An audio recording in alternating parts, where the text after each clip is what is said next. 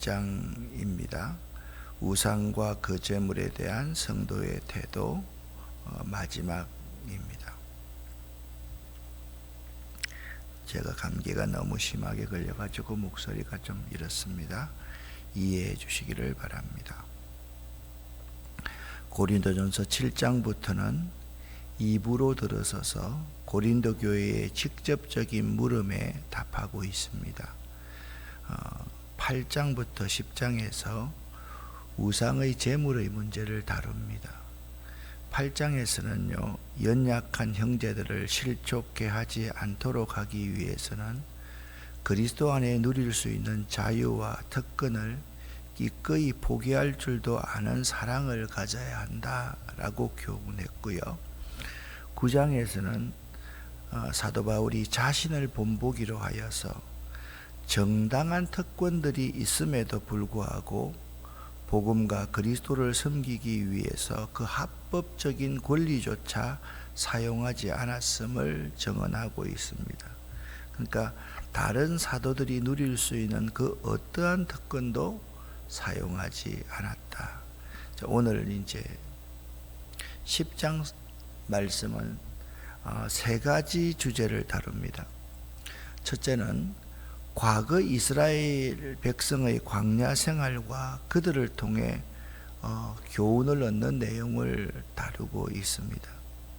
이스라엘 백성이 하나님의 은혜로 참 구원받고 광야 생활을 하였으나 결국은 멸망을 당했다. 왜 멸망을 당했느냐? 유혹을 이기지 못하고 남은 자가 되지 못하고 멸망받는 자가 되었다라는 것입니다. 두 번째는 14절부터 22절까지의 내용인데 우상 숭배를 경계하고 거룩함을 지키라고 그렇게 권면을 합니다.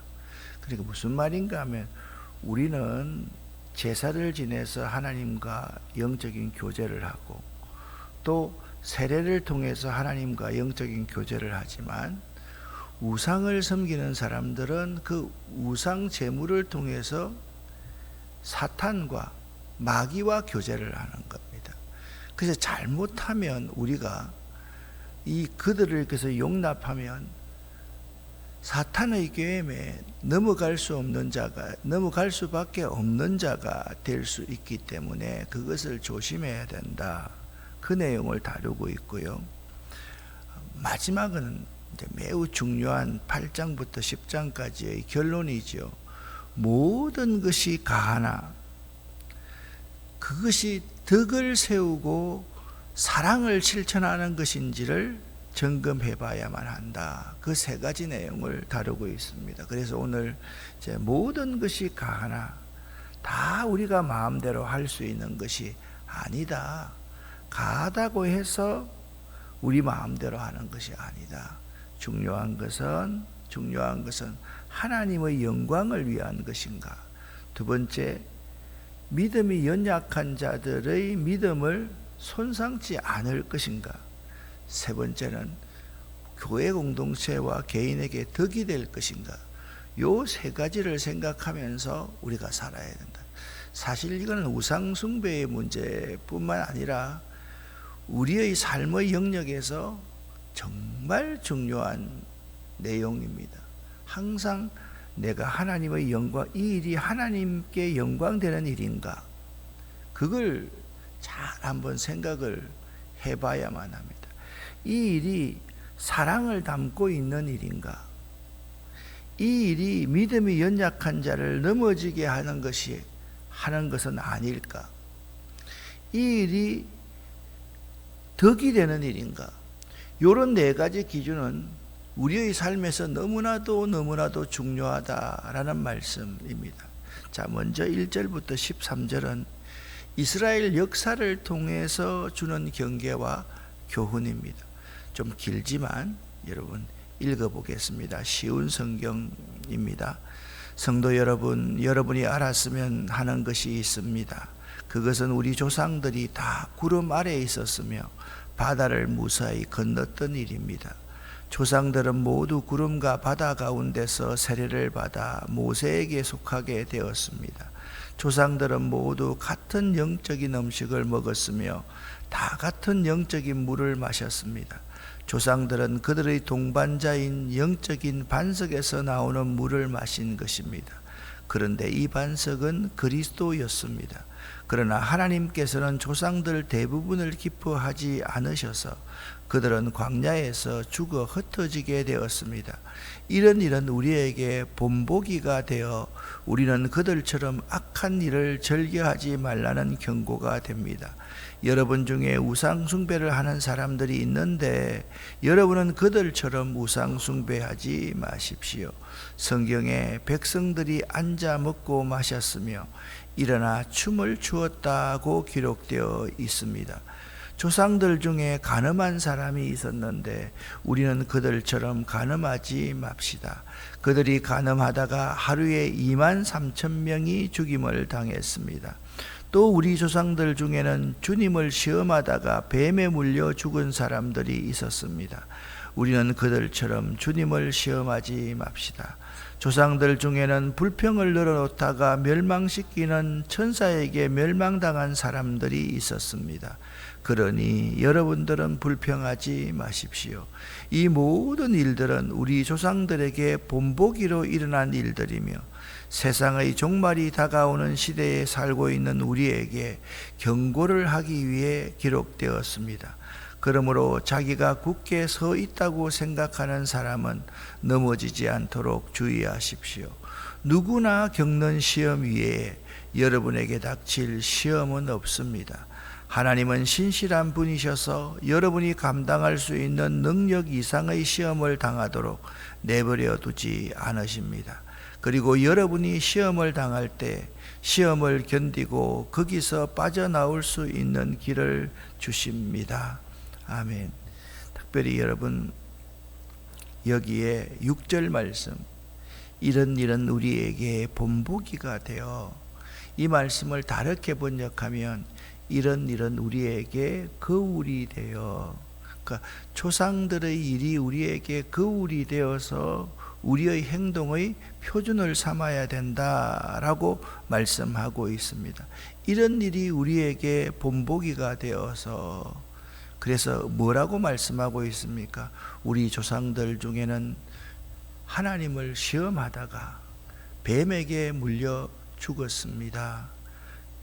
그들처럼 하지 맙시다. 그렇게 말씀하고 있습니다. 하나님은요, 은혜 가운데 그의 지혜를 따라 구약 성경을 주셨고 그 내용 안에서 교훈을 얻는다는 것은 우리의 의무요, 지혜입니다. 우리의 조상들은 애굽에서 구원받는 하나님의 은혜를 받았으나, 그리고 그들은 받고서 신령한 식물을 먹으며 신령한 음료를 마시는 은혜 안에 있는 축복을 누렸으나 하나님의 기뻐하심을 받지 못해 멸망당한 역사가 있었습니다. 이런 일이 우리에게 교훈이 되어 겨울이 되어 그들은 탐심을 가졌고 우상 숭배를 했고 고의적으로 하나님을 시험하고 원망했으며, 바울은요, 그들의 그 역사를 통해서 우리도 이와 같은 죄에 빠질 위험이 많이 있다. 그것이 우리의 거울이 되었다. 그렇게 말합니다. 여러분 아침에 나올 때, 외출할 때, 예배드리러 나올 때 언제든지 거울 한 번, 두 번 보지 않습니까? 거울을 보지 않으면 안 됩니다. 새벽 설교를 하다 보면 머리를 감고 또 머리를 말리고 나서 깜빡 그냥 손으로 이렇게 하고 거울을 안 보고 나올 때가 있습니다. 나는 거울을 안 보고 왔다는 의식이 없는데 동영상을 다시 보면 오늘은 단정하게 머리 빗질도 못하고 나왔구나, 그런 생각을 할 때가 참으로 많습니다. 우리는 이런 일들이 우리에게 교훈이 되어야 됩니다. 그래서 그 교훈받을 첫 번째 일은 뭐냐 하면 유욕적인 것을 피해야 한다. 이걸 제일 먼저, 많이 먹는다든지 먹는 것 때문에 또 욕심을 부린다든지 육신적인 것을 취한다든지 이걸 제일 먼저 삼고 있습니다. 왜 이걸 제일 먼저 말하고 있느냐? 이 경고가 제일 앞에 등장하는 이유는 이것이 바로 죄의 뿌리가 되기 때문입니다. 욕심이 잉태한 적 죄를 낳고, 죄가 장성한 적 죽음을 가져오기 때문입니다. 둘째는 우상 숭배를 피해야 하며, 셋째는 간음의 죄를 피해야 하고, 넷째는 우리 주님을 시험하지 말아야만 합니다. 주님은 사랑이십니다. 그렇지만 과하게 주님을 시험하면 그게 무슨 말씀입니까?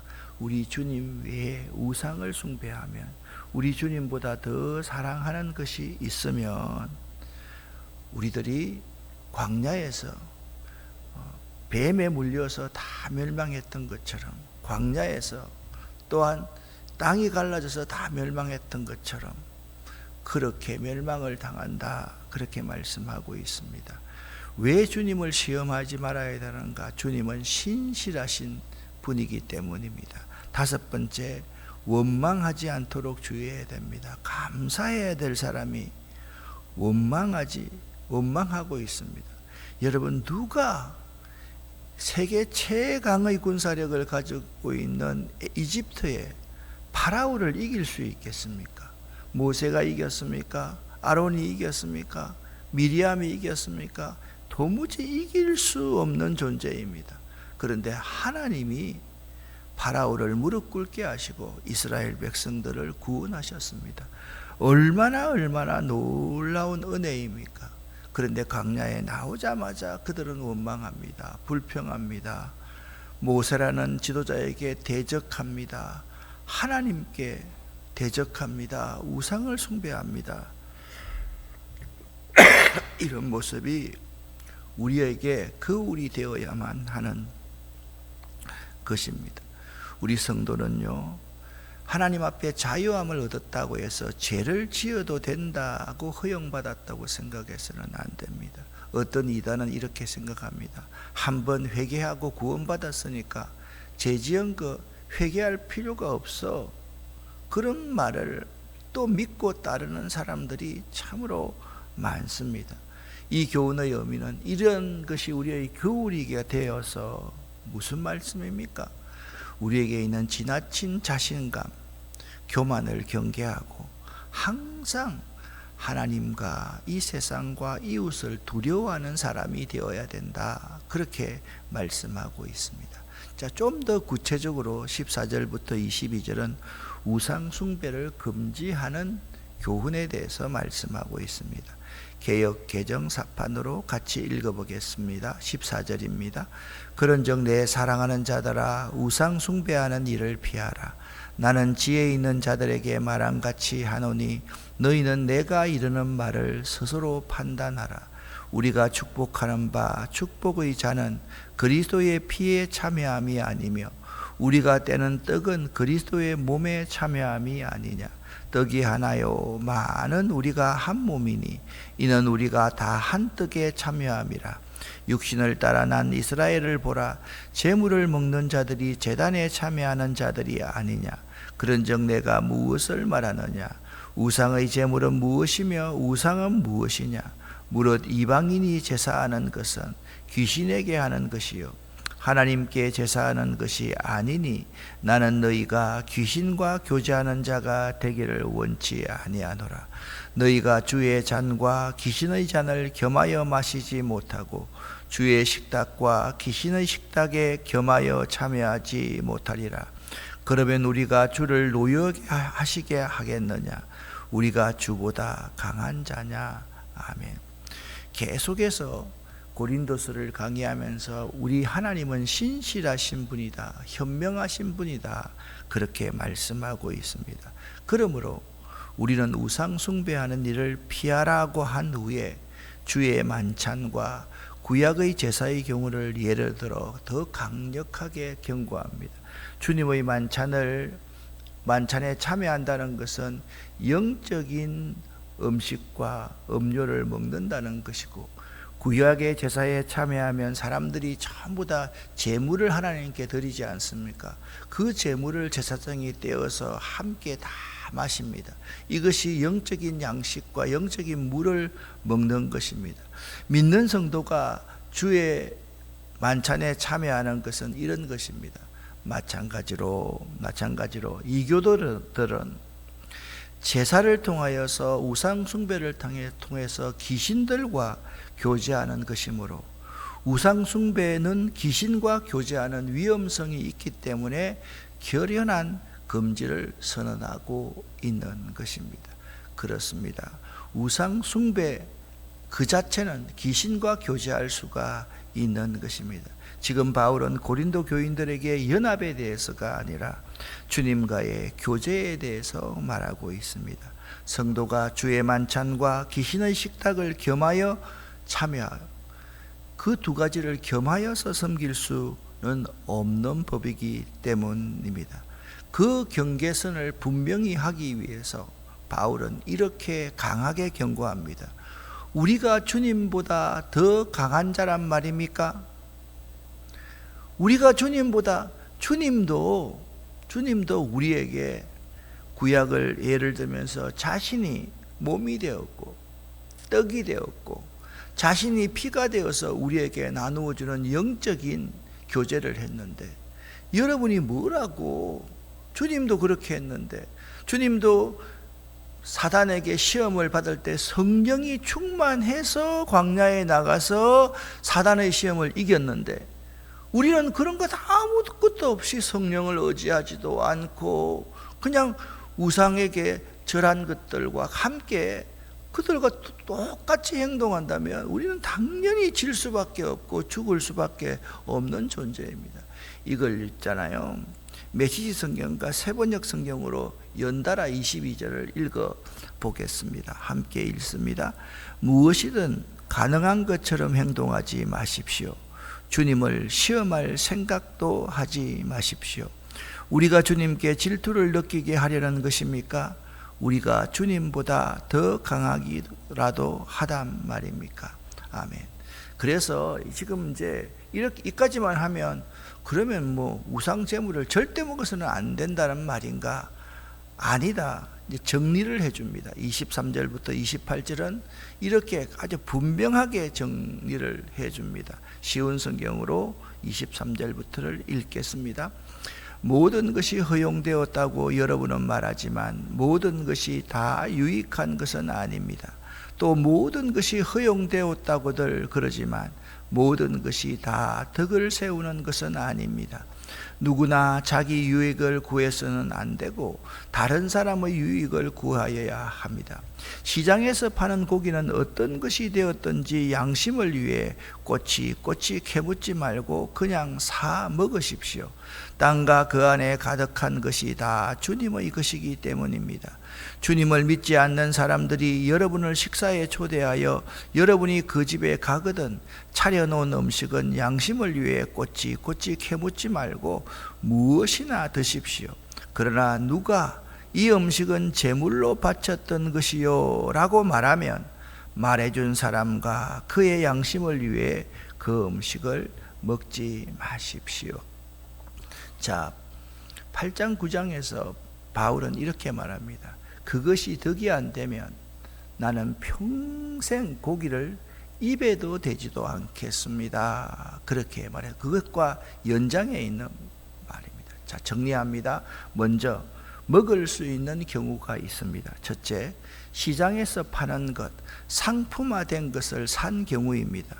고린도 경우의 경우 시장의 고기는 죄간을 통해 나온 우상쟁물이었으나 땅과 극이 충만한 것이 주의 것이므로 그것이 제물인가 꼬치꼬치 묻지도 말고 따질 필요도 없이 사서 먹을 수 있습니다. 어떤 음식이든지 우상적인 방법으로 사용되면 죄이지만 원래 용도 사람의 생명을 살기 위해서 먹는다고 한다면 괜찮다 그렇게 말합니다. 둘째, 불신자에게 초청함을 받았을 경우에 가서 먹을 수 있습니다. 그 집에 가서 차려놓은 음식 보고 요거 우상에게 절한 겁니까? 막 그렇게 물어봐서는 안 된다.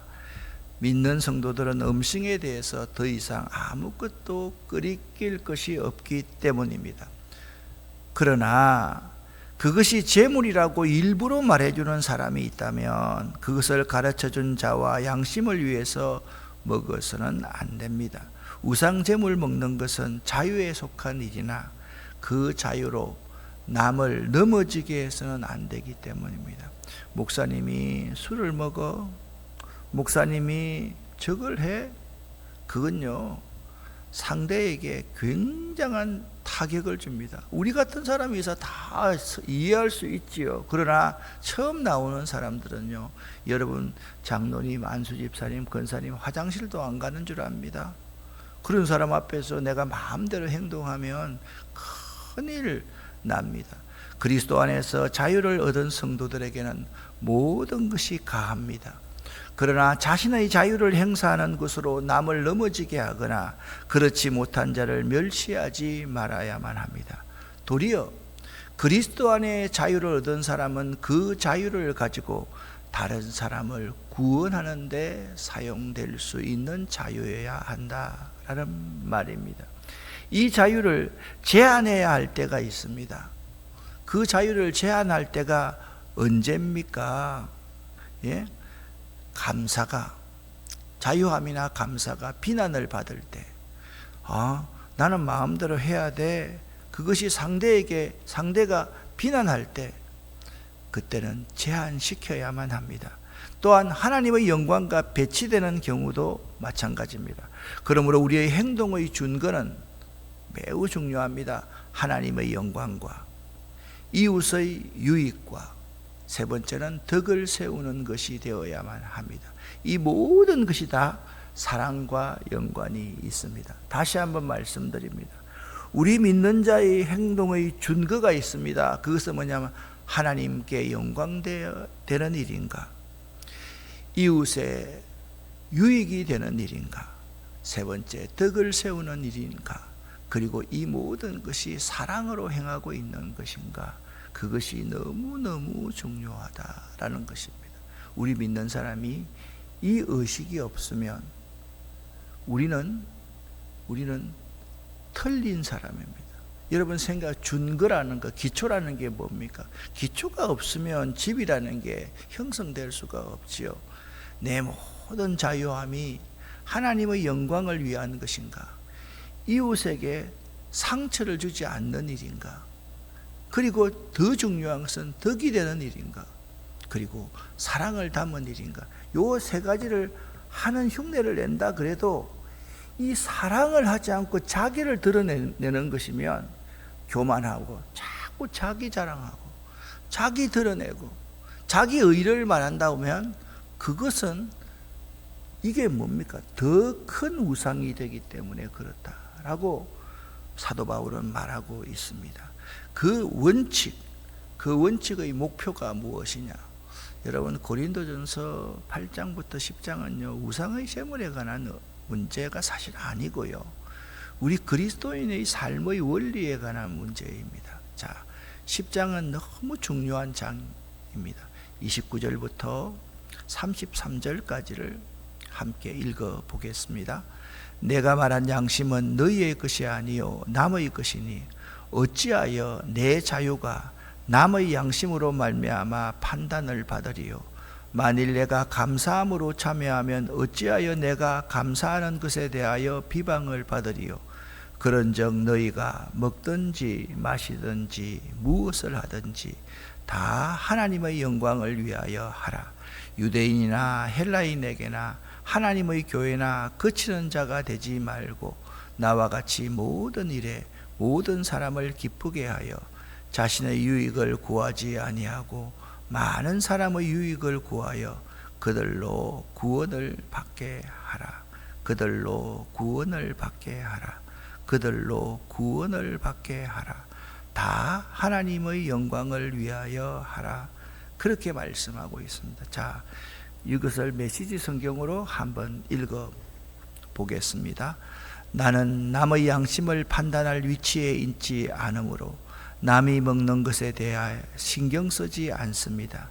내가 만일 어떤 음식에 감사하며 먹는다면 그것을 두고 남의 비난을 받을 이유가 어디 있겠습니까?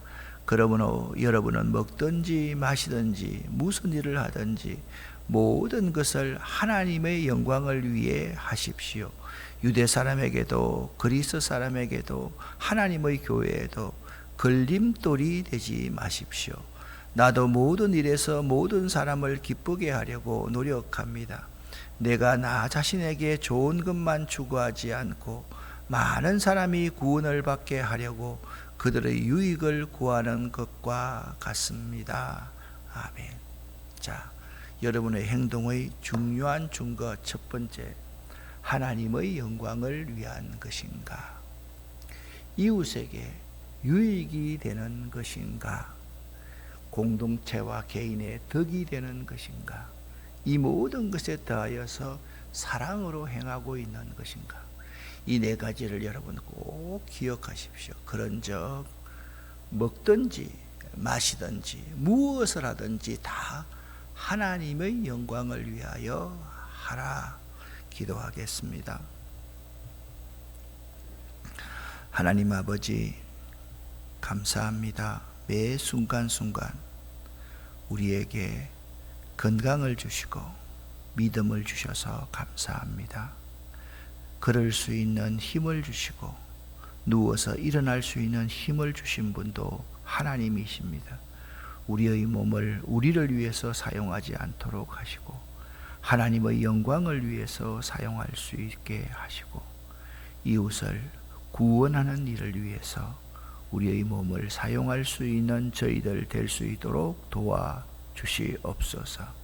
하나님 아버지, 감사합니다. 우리 청년교회가 수련회를 잘 마치고 돌아올 수 있게 도와주셔서 감사합니다. 또한 오늘 이제 후발대가 차를 타고 이 김포까지 옵니다. 먼 길 하나님이 축복하여 주시옵소서. 하나도 다치지 않고 마지막 순간까지 잘 도착할 수 있도록 도와주시옵소서. 그리고 앞으로 있을 우리 뿌리교회 수련회도 하나님이 축복하여 주시옵소서. 오늘 이 새벽에 기도하는 우리 모두에게 우리의 행동의 준거, 하나님의 영광, 이웃의 유익, 공동체의 덕, 그리고 사랑, 이 네 가지 결코 잊지 않도록 도와주시옵소서. 예수 그리스도 이름으로 축복하옵고 간절히 기도 올립니다. 아멘.